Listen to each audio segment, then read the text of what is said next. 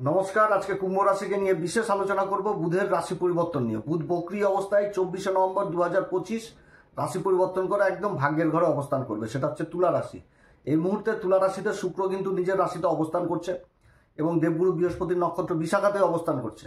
এবার বুধও চলে আসলো 24 তারিখে। বুধ আর শুক্রের জুতি তৈরি হয়ে গেল, 26 তারিখ পর্যন্ত থাকবে শুক্র, তারপর আবার শুক্র রাশি পরিবর্তন করবে।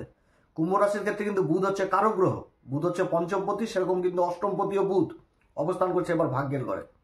তো কুম্ভ রাশির এই বুধের পরিবর্তনে কীরকম প্রভাব দিবে? তবে বুধের তো পরিবর্তন খুব অল্প দিনের জন্য হয়। এখানটাতে বুধ 5ই ডিসেম্বর পর্যন্ত থাকবে, তারপরে আবার রাশি পরিবর্তন করবে। 30 তারিখে আবার বুধ মার্গী হয়ে যাচ্ছে এই বিশাখা নক্ষত্রে। তো যাই হোক, বুধের এই পরিবর্তনে কুম্ভ রাশি কোন দিক থেকে লাভবান হবে, কোন দিক থেকে বিশেষ সাবধান এবং কোন বিশেষ উপাচার করবে, এগুলো সমস্ত কিছু আজকের আলোচনাতে তুলে ধরবো। তো অনুষ্ঠানটি শুরু করার আগে সবার প্রথম বলি, এটা গ্রহের গোচর এবং চন্দ্র রাশি অনুসারে আলোচনা করা হচ্ছে। কারো কোনো রকম ব্যক্তিগত কুষ্টি ধরে আলোচনা নয়। যদি অনুষ্ঠানটি ভালো লাগে তাহলে অবশ্যই লাইক, শেয়ার, কমেন্ট করবেন এবং তার সাথে সাবস্ক্রাইব করবেন। আপনারা সাবস্ক্রাইব করলে মনে প্রাণে বলছি খুব ভালো লাগে, অনুপ্রাণিত হই। আগামী দিনে কুম্ভ রাশি সম্পর্কিত বহু ভিডিও আপলোড দেওয়া হবে, দেখবেন। আশা করছি বুঝতে পারবেন। আমাদের চ্যানেলে তো সবসময় নক্ষত্রকে নিয়েই আমরা মূলভাবে তুলে ধরি, নক্ষত্রের যে কী গুণ, নক্ষত্রের যে কী প্রভাব, এগুলো তুলে ধরি। তো যাই হোক, বুধ পরিবর্তন করছে 24 তারিখে বুধ চলে আসবে ভাগ্যের ঘরে। এবার বুধ হচ্ছে পঞ্চমপতি, অর্থাৎ ত্রিকোণের অধিপতি, ত্রিকোণে অবস্থান। এটা কিন্তু খুবই ভালো অবস্থান এবং বুধ কিন্তু বক্রী অবস্থায় রয়েছে। বক্রী অবস্থায় থাকলে কি চেষ্টা বলে বৃদ্ধি পেয়ে যায়, অর্থাৎ বুধের যে এই অবস্থান যথেষ্ট ভালো হতে যাচ্ছে এবং দেবগুরু বৃহস্পতির নক্ষত্রে কিন্তু বুধ অবস্থান করছে, বিশাখা নক্ষত্রে। বিশাখা নক্ষত্রে দেবগুরু বৃহস্পতির নক্ষত্রে অবস্থান এবং দেবগুরু বৃহস্পতি নিজের নক্ষত্র পুনর্বসু নক্ষত্রে আবার উচ্চ অবস্থায় ষষ্ঠ ঘরে অবস্থান করছে, সেটা হচ্ছে কর্কট রাশিতে। এবং এই বুধের সাথে কিন্তু আবার কেন্দ্রের সম্পর্ক হয়ে গেছে। তো বুধ আর শুক্র এখানটাতে 26 তারিখ বললাম ভাগ্যের ঘরে অবস্থান করছে, এখানটাতে শুক্র আর বুধের সাথে কিন্তু কেন্দ্রের সম্পর্ক হচ্ছে। সেরকম দেবগুরু বৃহস্পতির দৃষ্টি কিন্তু কর্মের ঘরে থাকছে, সেরকম দ্বাদশ ঘরে থাকছে, সেরকম কুম্ভ রাশির অধিপতি শনির উপরেও থাকছে। অর্থাৎ শনি কিন্তু দেবগুরু বৃহস্পতি রাশি মীন রাশিতে অবস্থান করছে। তো এইখান থেকে একটা ভালো সাইন এই সময়কালে, কারণ বুধ ভাগ্যের ঘরে অবস্থান করে যোগাযোগের ঘর মেষ রাশিকে দেখবে। এখানে তো একটা খুবই একটা ভালো অবস্থান উঠে আসছে যোগাযোগ জিনিসটা, কারণ বুধ হচ্ছে কি ম্যানেজমেন্টের কারক। ম্যানেজমেন্ট করার মানে ওস্তাদ, যাদের জন্মকুষ্ঠিতে বুধ ভালো থাকবে, বুধ ভালো থাকলে জন্মকুষ্ঠিতে ম্যানেজমেন্ট করার ক্ষমতা বৃদ্ধি পাবে, ব্যবসায়িক ক্ষমতা বৃদ্ধি পাবে, পরিচিতি বৃদ্ধি পাবে, নিজের মুখের কথার দ্বারা সামনের ব্যক্তিকে বিশেষভাবে প্রভাবিত করতে পারবে। ব্যবসার কারক হচ্ছে বুধ, নিজের চতুরতা, বাণীর দক্ষতা দ্বারা সমাজে মান সম্মান, পদ প্রতিষ্ঠা লাভ করায় বুধ। বুধ হচ্ছে শিক্ষার কারক। এই কুম্ভ রাশির ক্ষেত্রে পঞ্চম ঘর, শিক্ষার জায়গাটা উঠে আসছে, চাকরি বাকরির জায়গাটা উঠে আসছে, সরকারি বেসরকারি সমস্ত রকম কর্ম এই জায়গা থেকে উঠে আসছে। তো দেবগুরু বৃহস্পতির নক্ষত্র বিশাখাতেই অবস্থান করছে। আর বিশাখা নক্ষত্র সম্পর্কে বিগত দিনে বহু কিছু আলোচনা করেছি। বিশাখা নক্ষত্র সম্পর্কে, যে বিশাখা নক্ষত্র হচ্ছে জীবনে বড় প্রাপ্তি, বড় জিনিস ঘটে যাওয়া বিশাখা নক্ষত্র। কারণ কি, এটা যে জ্যোতিষশাস্ত্রে যে সিম্বল দেওয়া হচ্ছে সেটা কিন্তু বলা হচ্ছে কি রাজগেট, অর্থাৎ একটা রাজা যখন বাইরে যেত, নিজের লক্ষ্যে পৌঁছে যেত কিংবা রাজ্য জয় করে ফিরত, তাকে যে সম্মান জিনিসটা দেওয়া হতো, যার জন্যই তো রাস্তায় বড় বড় গেট তৈরি করা হতো, সেই গেটের কথা কিন্তু বলা হয়েছে। অর্থাৎ এই যে দেবগুরু বৃহস্পতি নক্ষত্রে বুধ অবস্থান করছে পঞ্চমপতি হিসাবে এবং ভাগ্যের ঘরে, এই সময় কি হবে, একটা বড় কিছু জীবনে পেয়ে যাওয়া, এটাও কিন্তু বুঝাচ্ছে, যেটা সংঘর্ষের মাধ্যমে, কারণ রাজ্য জয় যুদ্ধ করেই কিন্তু করতে হয়।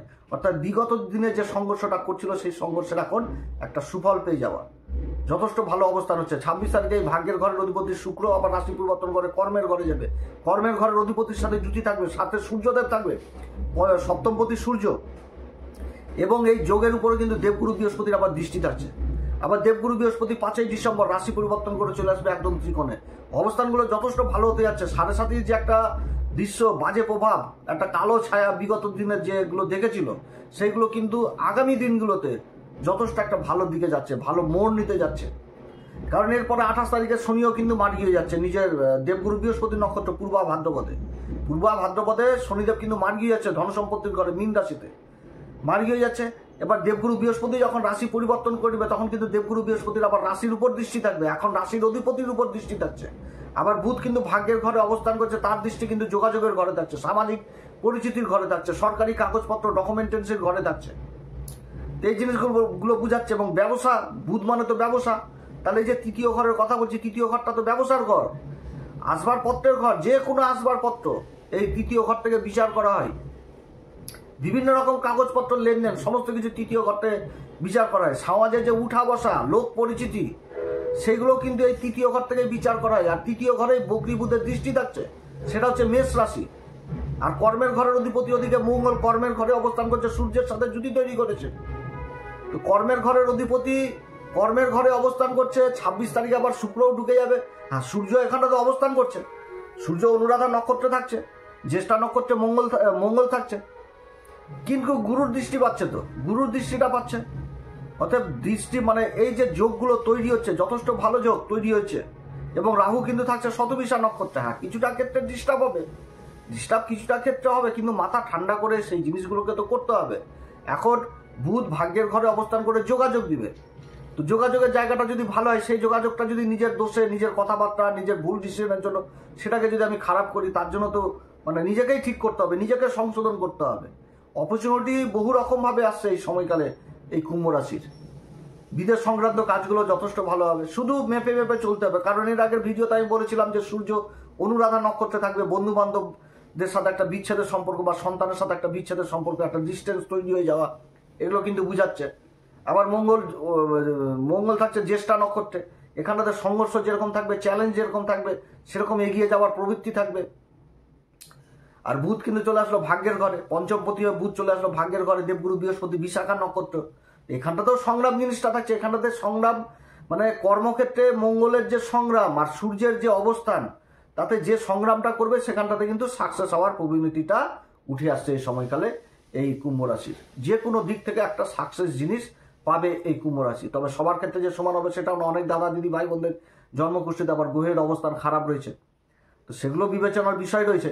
যাই হোক, যাদের জন্মকুষ্ঠিতে গ্রহের অবস্থান খারাপ রয়েছে তারা অবশ্যই ভালো জ্যোতিষীয় পরামর্শ নেবেন। কিন্তু এখন যে স্ট্রাকচার তৈরি হয়েছে, গ্রহদের যে অবস্থান তৈরি হয়েছে, সেটা কিন্তু যথেষ্ট ভালো অবস্থান কুম্ভ রাশির ক্ষেত্রে হয়ে গেছে। কারণ শতবিশাতে রাহু চলে এসছে, এরপরে তো সূর্য আর মঙ্গল থাকবে না, সূর্য মঙ্গলও রাশি পরিবর্তন করবে, লাভের ঘরে যাবে। তো এই লাভের ঘরে যখনই যাবে তখন কিন্তু আরো যথেষ্ট চেঞ্জ হতে থাকবে, সময় যথেষ্ট পরিবর্তন হতে থাকবে। বিগত দিনের যে দুঃখের যে জায়গাগুলো ছিল, কষ্টের জায়গাগুলো ছিল, সেগুলো সম্পূর্ণভাবে ঢেকে যাবে। মনে হবে যে দুঃস্বপ্ন, একটা কালো সময় চলে গেছে জীবন থেকে, এটাও অনুভূতি করতে পারবে কুম্ভ রাশি। কুম্ভ রাশি তো সাথে সাথে চলছে, শনির অবস্থানও ভালো হচ্ছে, শনিও নিজের নক্ষত্রে চলে আসবে আবার জানুয়ারি মাসের 20 তারিখে। তখন কিন্তু বিভিন্ন রকম দিক থেকে আলোচনা হবে, কোন দিক থেকে কুম্ভ রাশি ভালো হচ্ছে খারাপ হচ্ছে সবকিছু হবে।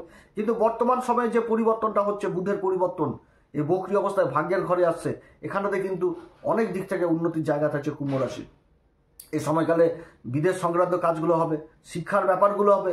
যারা সমাজকে শিক্ষাদান করছেন বা শিক্ষার সাথে যারা জড়িত রয়েছেন, যারা ট্রেনার হিসাবে কাজ করছেন, শিক্ষকতা করছেন বা কোনো কোচিং সেন্টার করছেন, তাদের জন্য যথেষ্ট ভালো এই সময়কাল। তারপরে শুক্রের সাথে অবস্থান করছে, লক্ষ্মীনারায়ণ যোগ তৈরি হয়ে গেছে, এরও তো একটা ভালো প্রভাব থাকবে। কর্মক্ষেত্রে ভাগ্যের সঙ্গটা পাবে, পঞ্চমপতি ভাগ্যের ঘরে অবস্থান করছে, যে কোনো কর্মে ভাগ্যের সঙ্গ পাবে। তারপরে ভ্রমণ সংক্রান্ত কাজের সাথে যুক্ত যারা রয়েছে সেই কাজগুলো হবে, ট্যুর অ্যান্ড ট্রাভেলিংয়ের কাজগুলো যথেষ্ট ভালো হবে। মিডিয়া সেক্টরে যারা জড়িত রয়েছেন তাদের জন্য যথেষ্ট ভালো। মার্কেটিংয়ের ফিল্ডে যারা রয়েছেন, কথাবাচক হিসাবে যারা কাজ করছেন, ওকালতির কাজে যারা যুক্ত রয়েছেন, অ্যাডভাইজার হিসাবে কাজ করছেন, তাদের জন্য যথেষ্ট ভালো অবস্থান হচ্ছে। সন্তানের দিক থেকেও যথেষ্ট ভালো অবস্থান হতে যাচ্ছে কুম্ভ রাশির। কুম্ভ রাশির রাহুর তো দৃষ্টি পড়ছে পঞ্চম ঘরে, সেরকম সপ্তম ঘরেও থাকছে, সেরকম কিন্তু ভাগ্যের ঘরেও থাকছে। কিন্তু দেবগুরু বৃহস্পতির যে অবস্থান, সে তো রাশির অধিপতিকে দেখে বলেছে। রাহু যে নক্ষত্র অবস্থান করছে, রাহু যেরকম বলবান হচ্ছে, সেরকম তো শনিকেও বলবান করছে। কিন্তু গুরুর দৃষ্টি পেয়ে গেছে শনি এই সময়কালেও, অর্থাৎ যথেষ্ট ভালো সময়। আয় ইনকামের একাধিক রাস্তা থাকবে, যারা ব্যবসা বাণিজ্য করছেন তাদের ইনকাম যথেষ্ট বৃদ্ধি পাবে, একাধিক ইনকামের সুযোগ থাকবে এই সময়কালে। আর্থিক দিক যথেষ্ট মজবুত হবে, আমদানিতে যথেষ্ট বৃদ্ধি পাবে, কর্মক্ষেত্রে বিশেষভাবে উন্নতি, সন্তান যে কর্ম করবে সেই কর্মের উন্নতি, যারা কর্মের সন্ধান করছেন তাদের কর্ম লাভ হবে। সরকারের দিক থেকে যারা সরকারি বেসরকারি কর্মের যারা চেষ্টা করছেন, সেদিক থেকে একটা ভালো ফল পাওয়ার সম্ভাবনা থাকছে এই সময়কালে। কর্মের ক্ষেত্রে দায়িত্ব বৃদ্ধি, মান সম্মান সমস্ত রকম বৃদ্ধির যোগ থাকছে এই কুম্ভ রাশির এই সময়কালে। তবে যে সমস্ত দিক এর আগের ভিডিওতে বলেছিলাম, সেগুলোর দিককে বিশেষভাবে ঠান্ডা মাথায় কিন্তু কাজ করতে হবে।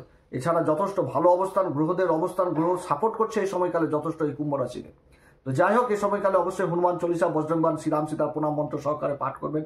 এছাড়া যারা গুরুর দীক্ষা নেননি, অবশ্যই গুরুর দীক্ষা নেবেন এবং সূর্যদেবকে অর্ঘ্য দিবেন, পিতামাতার আশীর্বাদ নেবেন। এরপরে আবার আসবে একটি নতুন পর্ব নিয়ে। আপনারা সবাই ভালো থাকেন, নমস্কার, ধন্যবাদ।